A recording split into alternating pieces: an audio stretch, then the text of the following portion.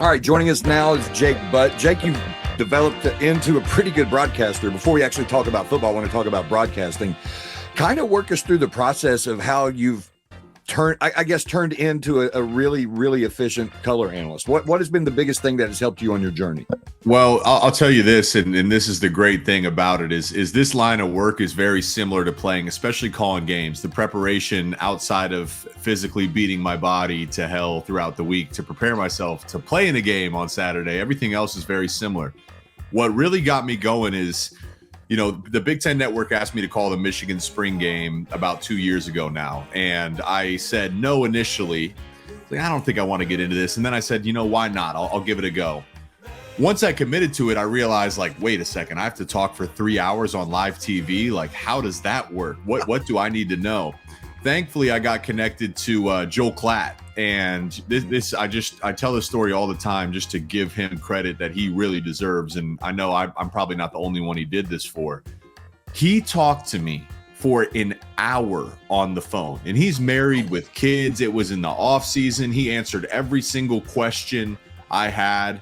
And the thing is you don't just, there's a whole structure that goes into calling these games. You don't just see play, talk about play. There's themes. Sometimes you're looking forward. Sometimes you're looking back. You have a whole truck of people, 30 people outside the stadium. You have to communicate with them as much as you're communicating on air with your play-by-play guy. So there's a bunch that goes into it. So I have to give credit to the people that have helped me out along the path. But it can really be boiled down pretty simply because I'm a pretty analytical dude, but my producer says, hey man, don't forget about it. Have fun and just talk football. And at the end of the day, if you're doing that and you're keeping things light, as long as you're prepared, I think most fan bases, appreciate that.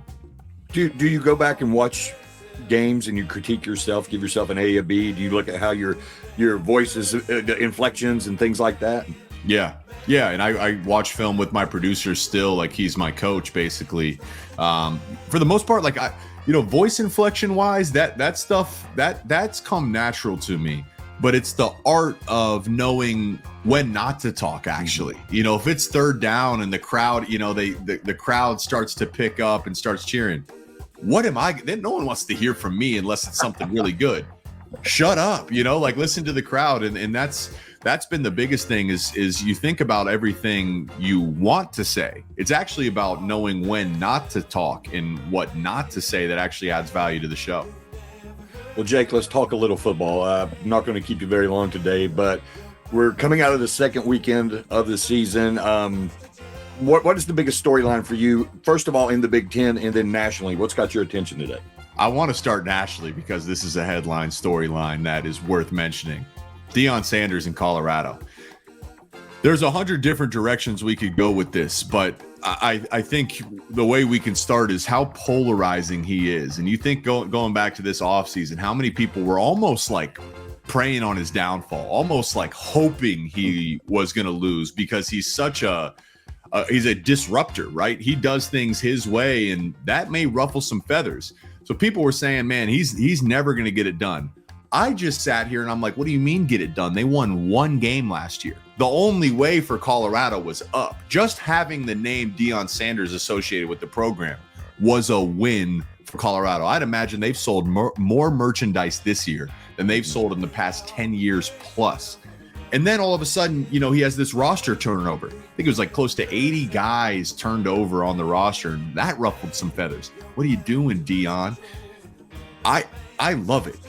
Why, if you're on the roster of a team that went 1-11 last year, and you're not willing to accept harsh coaching and criticism, you're not willing to be a part of the future. Jim Harbaugh, when we came in at Michigan, we were 5-7. That very first spring, 3 practices in, he called us up and he said, guys, I think you have this mistaken. I don't need 110 of you. I don't need all of you guys. He's like, I only need 30 warriors. The rest of you, you can leave. This, no one's keeping you here. You can leave anytime. I'm looking for 30 guys I can count on. A lot of people would say that's pretty harsh. Me, I wanted to be great and I wanted to win. And I said, damn, that's exactly what I want to hear. That's right. So you go into this season and then Deion comes and the upset against TCU. And look, Yes, they were in the national championship game last year. No, they will not be in the national championship game this year. Then all of a sudden you're a favorite versus Colorado. How do you handle that sold out crowd? Well, you win. And really, you might have two of the top Heisman candidates, and your son, the quarterback Sanders, and Travis Hunter, what position do you want to call him? You can call him 10 different things. Marketing wins today. I'm giving you a really long answer, but this is something that I'm passionate about. Okay. Marketing wins. The college football's changed. I know you've talked about it. We've all talked about it. NIL, transfer portal, conference realignment. How you used to recruit was, hey, listen, look at these facilities. We have a great education. We're going to set you up with the job. I personally still value those things, but I know there's a bunch of different ways of looking at it. Marketing wins today with social media. What other coach in the country would take over Twitter and Instagram the past 2 weeks other than Deion Sanders? That has been the number one search college sports topic for almost a month now. That wins today. That wins tomorrow. I'll give him credit there. So that's my national storyline. It's phenomenal. I think it's great for college football. The more storylines, the better. Big Ten storyline, I think what you have is it's a very similar one to what it's been, where you got the three teams in the East. You have Ohio State, Michigan, Penn State. And the tipping of powers, where for the past decade, 2 decades, and so on, it's been Ohio State. Close your eyes and just pick Ohio State, right?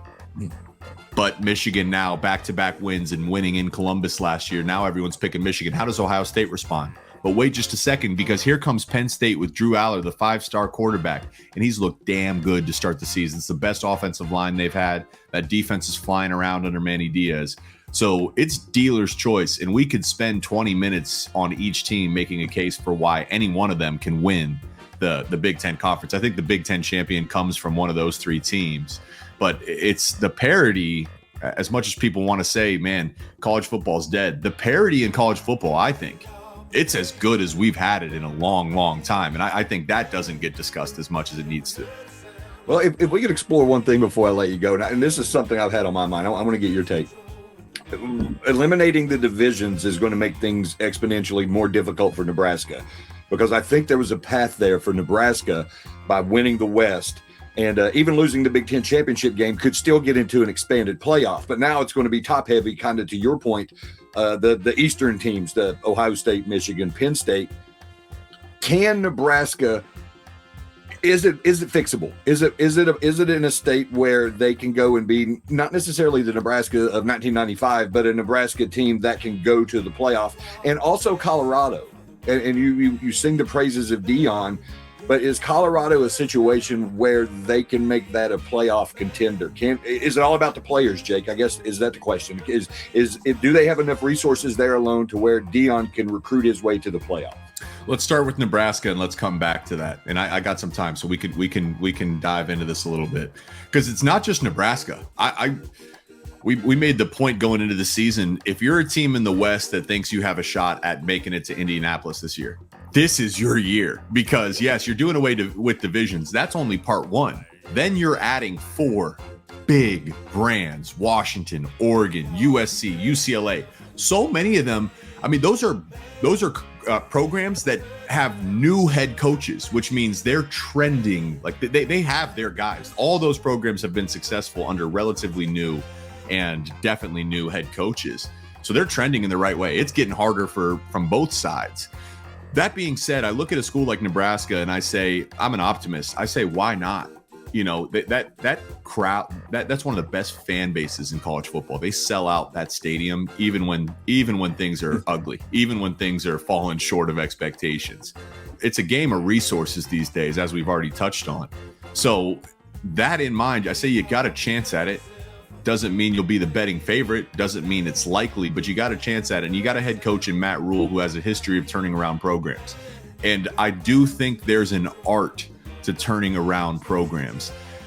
It's this delicate balance between, challenging your players, but still maintaining a love and respect in the locker room, and challenging the players, but still making sure they know that you have their best interest in mind. So, we were all wondering how quickly could it turn around this year. could it be this year? I didn't expect it to be this year. Obviously, it's a rough start. They don't have a quarterback that can complement their run game, and if a team can put up 25 points on them, I don't really see how Nebraska is going to match that intensity. So, put that in mind, man. Matt Rule, it's taken him 2 or 3 years to turn around Baylor and turn around Temple in the past. So he has time. He's got to get over the stigma. Your next question is Colorado, right? This is the thing where it's like, no, I don't think anyone grew up saying, man, I want to play for Colorado, right? You grow up saying, man, I want to play for Michigan. I want to play for Ohio State. I want to play for Alabama. But you go on Twitter last week when they beat TCU, and I see guys in the NFL whose younger brothers are still in college football, and they're saying, man, he should go play for Dion, right? Like, I wonder if it's about Colorado. Can Colorado make the playoffs, or is it more so can Dion lead Colorado to the playoffs? Like, it's about Deion Sanders, because I think just the youth believes in him. And why are we doubting him? He's given us no reason to doubt him. People doubted him all the time. He's exceeded expectations always. So can they make the playoffs? It'd be tough this year.